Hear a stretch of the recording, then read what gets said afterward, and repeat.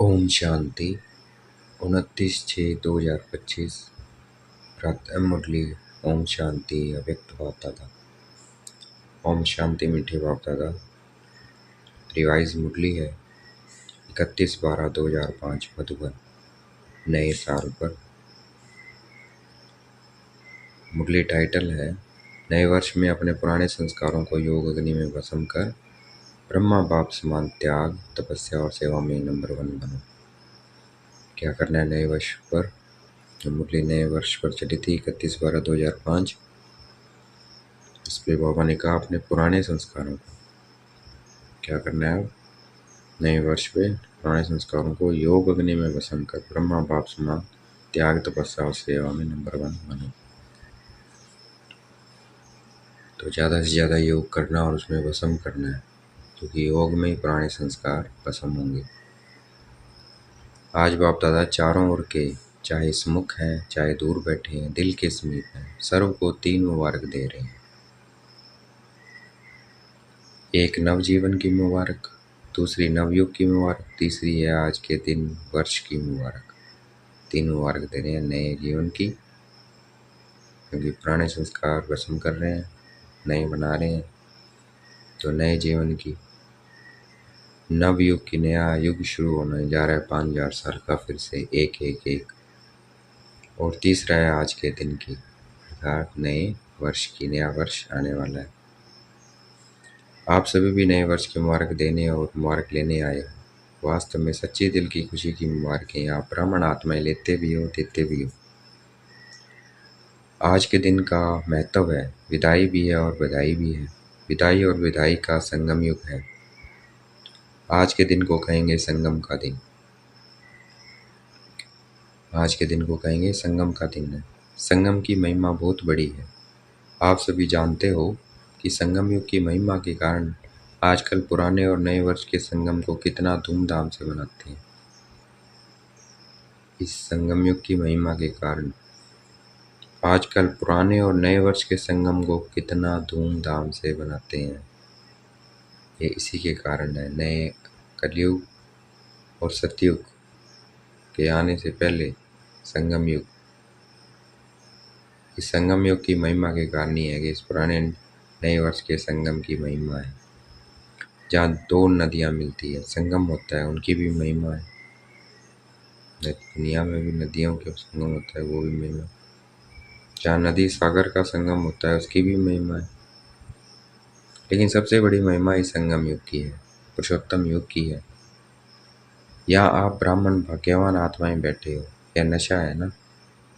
अगर आपसे कोई पूछे आप किस समय पर हो, क्या कलयुग में रहते हो या सतयुग में रहते हो, तो क्या फलक से कहेंगे हम इस समय पुरुषोत्तम संगम युग में रहते हैं। आप कलयुगी नहीं हो, संगम युगी हो। और इस संगम युग की विशेष महिमा क्यों है? क्योंकि भगवान और बच्चों का मिलन होता है, मेला होता है, मिलन होता है, जो किसी भी युग में नहीं होता। तो मेला मनाने आए हो ना आप। मिलन मेला मनाने के लिए कहाँ कहाँ से आए हो? कभी स्वप्न में भी सोचा था कि ड्रामा में भूत आत्मा का ऐसा भी भाग्य अनुंधा हुआ है? आत्मा का परमात्मा से मिलने का भाग्य था और है। बाप भी हर एक बच्चे के भाग्य को देख हर्षित होते हैं। वाह वाह भाग्यवान बच्चे, वाह। अपने भाग्य को देख दिल में अपने प्रति वाह मैं वाह, वाह मेरा भाग्य, वाह वाह मेरा बाबा, वाह वाह मेरा ब्राह्मण परिवार, वाह। यह वाह वाह के गीत ऑटोमेटिकली दिल में गाते रहते हो ना।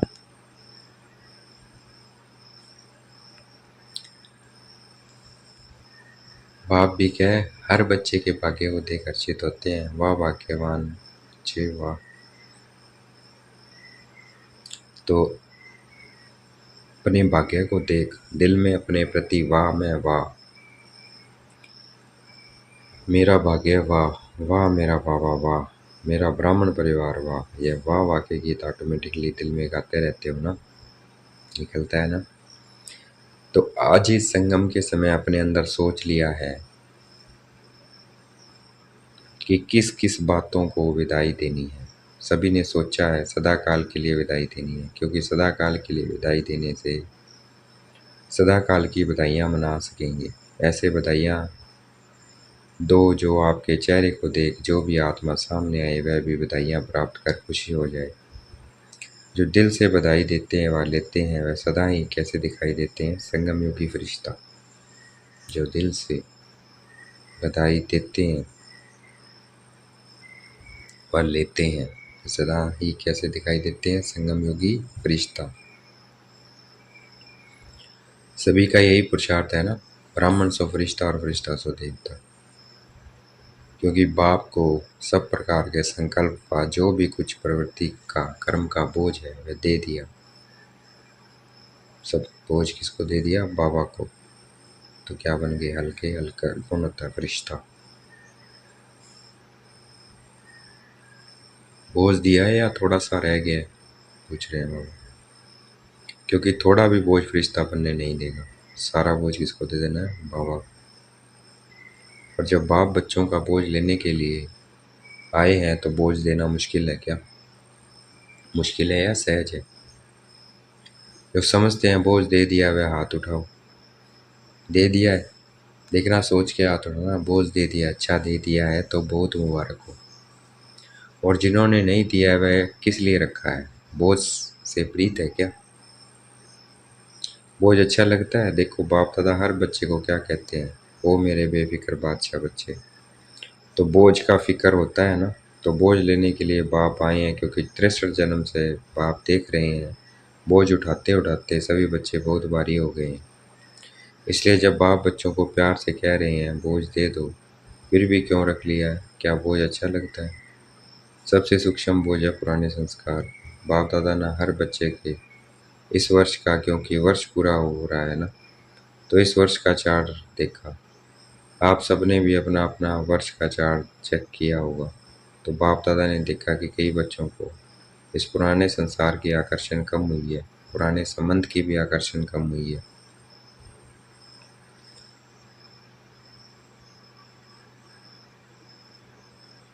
बोझ दे दिया है, सूक्ष्म बोझ पुराने संस्कार का बाप दादा ने हर बच्चे का इस वर्ष का, क्योंकि वर्ष पूरा हो रहा है ना, तो इस वर्ष का चार्ट देखा। आप सबने भी अपना अपना वर्ष का चार्ट चेक किया होगा। तो बाप दादा ने देखा कि कई बच्चों को इस पुराने संसार की आकर्षण कम हुई है, पुराने संबंध की भी आकर्षण कम हुई है। लेकिन पुराने संस्कार उसका बोझ मेजोरिटी में रहा हुआ है। किसी न किसी रूप में, चाहे मनसा अशुद्ध संकल्प नहीं लेकिन व्यर्थ संकल्प का संस्कार अभी भी परसेंटेज में दिखाई देता है, वाचा में भी दिखाई देता है, संबंध संपर्क में भी कोई ना कोई संस्कार अभी भी दिखाई देता है। तो आज बाप दादा सभी बच्चों को मुबारक के साथ साथ यही इशारा देते हैं कि यह रहा हुआ संस्कार समय पर धोखा देता भी है और अंत में भी धोखा देने के निमित्त बन जाएगा। इसलिए आज संस्कार का संस्कार करो। हर एक अपने संस्कार को जानता भी है, छोड़ना चाहता भी है, तंग भी है, लेकिन सदा के लिए परिवर्तन करने में तीव्र पुरुषार्थ नहीं है। पुरुषार्थ करते हैं लेकिन तीव्र पुरुषार्थ नहीं है। कारण तीव्र पुरुषार्थ क्यों नहीं होता? कारण यही है, जैसे रावण को मारा भी लेकिन सिर्फ मारा नहीं, जलाया भी। ऐसे मारने के लिए पुरुषार्थ करते हैं, थोड़ा बेहोश भी होता है संस्कार, लेकिन जलाया नहीं है तो बेहोशी से बीच बीच में उठ जाता है, तो उसको जलाना भी है। मार देते हैं हम ज्ञान बाणों से, लेकिन वो उठ जाता है क्योंकि उसे जलाया नहीं है। तो योग से उसे जलाना है, बीच बीच में उठ जाता है। इसके लिए पुराने संस्कार का संस्कार करने के लिए इस नए वर्ष में योग अग्नि से जलाने का है। दृढ़ संकल्प का टेंशन रखो, योग अग्नि और दृढ़ संकल्प। पूछते हैं ना इस नए वर्ष में क्या करना है? सेवा की तो बात अलग है, लेकिन पहले स्वयं की बात है। योग लगाते हो, बाप दादा बच्चों को योग में अभ्यास करते हुए देखते हैं। अमृत वेले भी बहुत पुरुषार्थ करते हैं, लेकिन योग तपस्या तप के रूप में नहीं करते हैं। प्यार से याद जरूर करते हैं, क्रूर यान भी बहुत करते हैं, शक्ति भी लेने का अभ्यास करते हैं, लेकिन याद को इतना पावरफुल नहीं बनाया है। तो जो जो संकल्प करो विदाई तो विदाई हो जाए। योग को योग अग्नि के रूप में कार्य में नहीं लगाते, इसलिए योग को पावरफुल बनाओ। तो योग को पावरफुल बनाना है, एकाग्रता की शक्ति विशेष संस्कार भस्म करने में आवश्यक है। तो एकाग्रता से योग लगाना है।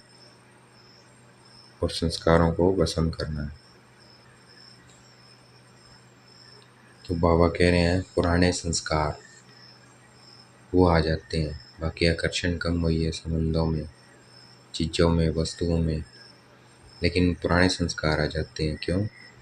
उसका कारण बताया बाबा ने कि उसको मारते तो हैं पर जलाते नहीं हैं, और वो जलेगा योग अग्नि से। और ज्ञान बाणों से हम मार देते हैं उसको, ज्ञान बाण जलाकर, लेकिन वो उसे जलाते नहीं है। तो उसे जलाना है। जलाने का भी विधि बताई बाबा ने कि याद को इतना पावरफुल नहीं बनाया, जो जो संकल्प करो विदाई तो विदाई हो जाए। तो योग को योग अग्नि के रूप में कार्य में नहीं लगाते, इसलिए योग को पावरफुल बनाओ। एकाग्रता की शक्ति विशेष संस्कार भस्म करने में आवश्यक है। तो एकाग्र करके ऐसा पावरफुल कि ये संस्कार मेरा भस्म होना, उसमें एकाग्र हो जाना है। मैं आत्मा बिंदी बाबा बिंदी, और ये संस्कार मेरा पुराना भस्म हो रहा है। तो संस्कार भस्म करने में आवश्यक है जिस स्वरूप में एकाग्र होना चाहो, जितना समय एकाग्र होना चाहो, ऐसे एकाग्रता संकल्प किया और भस्म। तो ऐसे एकाग्र करके इसको भस्म, इसको कहा ही जाता है योग अग्नि। तो एकाग्रता से भस्म होगा, उसी को योग अग्नि कहा जाता है। नाम निशान समाप्त, मारने में फिर भी लाश तो रहता है ना, भस्म होने के बाद नाम निशान खत्म। तो इस वर्ष योग को पावरफुल स्टेज पे लाओ। जिस स्वरूप में रहना चाहो, मास्टर सर्वशक्तिशान, ऑर्डर करो। समाप्त करने की शक्ति आपके ऑर्डर से नहीं माने। ऑर्डर करो, समाप्त करने की शक्ति आपके ऑर्डर से नहीं माने, या हो नहीं सकता। मालिक हो, मास्टर कहलाते हो ना, तो मास्टर ऑर्डर करे और शक्ति हाजिर नहीं हो तो क्या वह मास्टर है?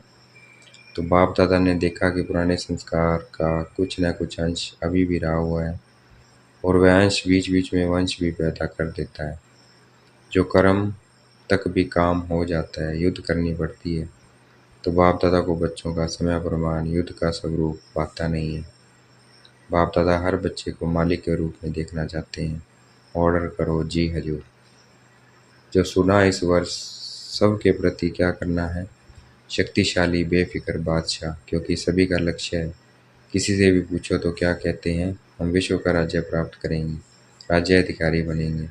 अपने को राजयोगी कहलाते हैं। प्रजा योगी है क्या? कोई है सारी सभा में जो प्रजा योगी हो?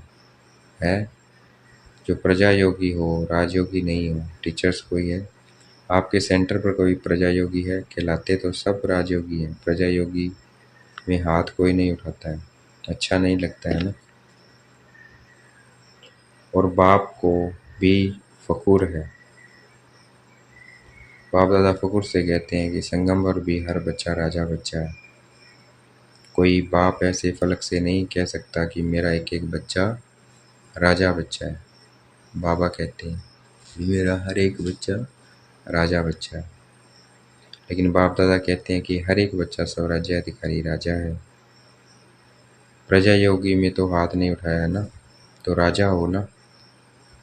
लेकिन ऐसा ढीला ढाला राजा नहीं बनना है जो ऑर्डर करे करो और आवे नहीं। कमजोर राजा नहीं बनना है। पीछे वाले कौन हो? जो समझते हैं राजयोगी हैं वह हाथ उठाओ। ऊपर भी बैठे हैं, गैलरी में बैठे हुए हाथ हिला रहे हैं। आज हाल में 18,000 भाई बहन बैठे हैं।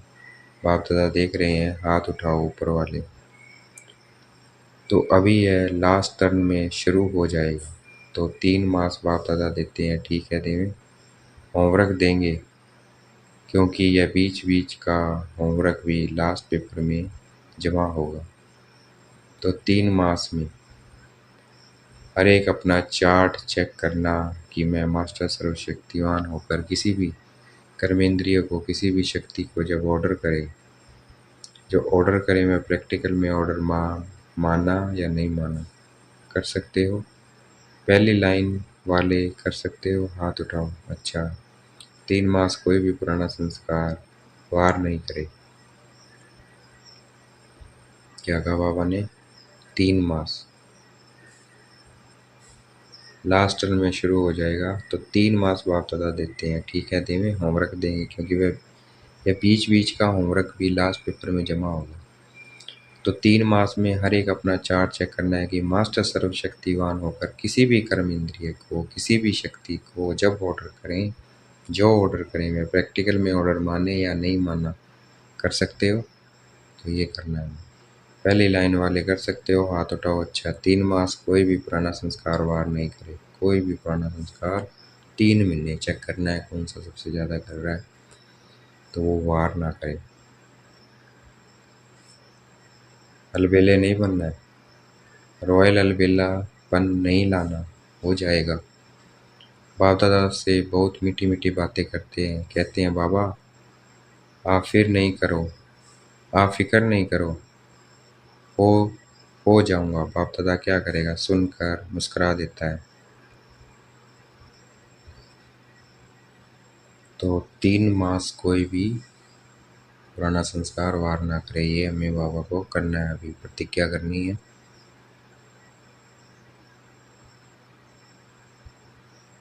लेकिन बाप दादा इन 3 मास में अगर ऐसा बात लेकिन बाप दादा इन 3 मास में अगर ऐसी बात की तो मानेगा नहीं।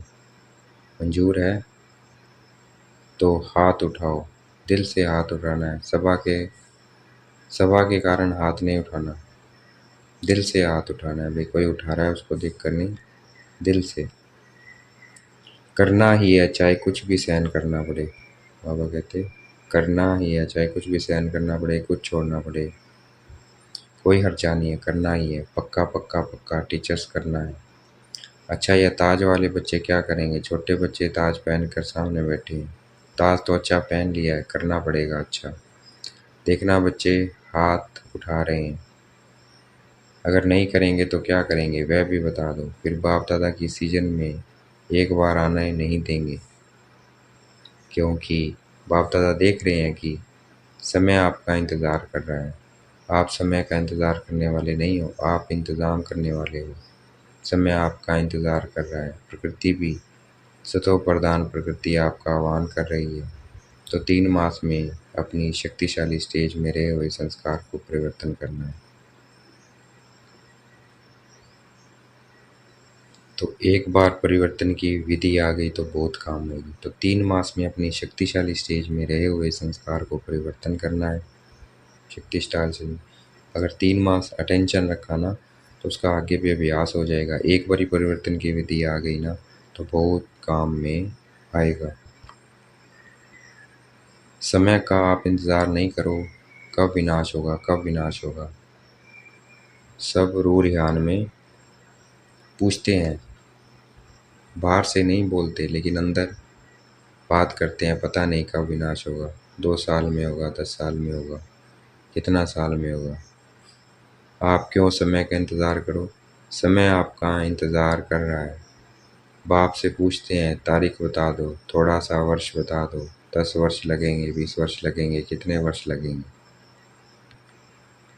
बाप दादा बच्चों से प्रश्न पूछते हैं कि आप सब बाप समान बन गए हो। पर्दा खोलेंगे तो कोई कंघी कर रहा है, कोई फेस की क्रीम लगा रहा है। अगर एवर रेडी हो, संस्कार समाप्त हो गए, तो बाप दादा को पर्दा खोलने में क्या देरी लगेगी। एवर रेडी तो हो जाओ ना। हो जाएंगे कह के बाप को बहुत समय खुश किया है। अभी ऐसा नहीं करना, होना ही है, करना ही है। बाप समान बनना है, इसमें तो सभी हाथ उठा देते हैं, उठाने की ज़रूरत नहीं है। ब्रह्मा बाप को देखा, साकार में तो ब्रह्मा बाप को फॉलो करना है ना। ब्रह्मा बाप ने त्याग, तपस्या और सेवा लास्ट घड़ी तक साकार रूप में प्रैक्टिकल दिखाया। अपनी ड्यूटी शिव बाप द्वारा माँ वाक्य उच्चारण की ड्यूटी लास्ट दिन तक निभाई। लास्ट मुरली याद है ना, 3 शब्द का वरदान याद है, निराकार, निर्विकारी और निरहंकारी बनो। जिसको याद है वह हाथ उठाओ। अच्छा, सभी को याद है, मुबारक हो। त्याग भी लास्ट दिन तक किया, अपना पुराना कमरा नहीं छोड़ा। बच्चों ने कितना प्यार से ब्रह्मा बाप को कहा, लेकिन बच्चों के लिए बनाया, स्वयं नहीं यूज़ किया। और सदा 2:30-3 बजे उठकर स्वयं प्रति तपस्या की, संस्कार भस्म किए, तब कर्मातीत अव्यक्त बने, रिश्ता बने। जो सोचा वह करके दिखाया, कहना, सोचना और करना तीनों समान। Follow father. लास्ट तक अपने कर्तव्य में पूर्ण रहे। पत्र भी लिखे। कितने पत्र लिखे? बाबा ने सदा 2:30-3 बजे उठकर स्वयं प्रति तपस्या की, संस्कार भस्म किए, तब कर्मातीत व्यक्त बने, फरिश्ते बने। जो सोचा वह करके दिखाया, कहना सोचना और करना तीनों समान। Follow father. लास्ट तक अपने कर्तव्य में पूर्ण रहे। पत्र भी लिखे।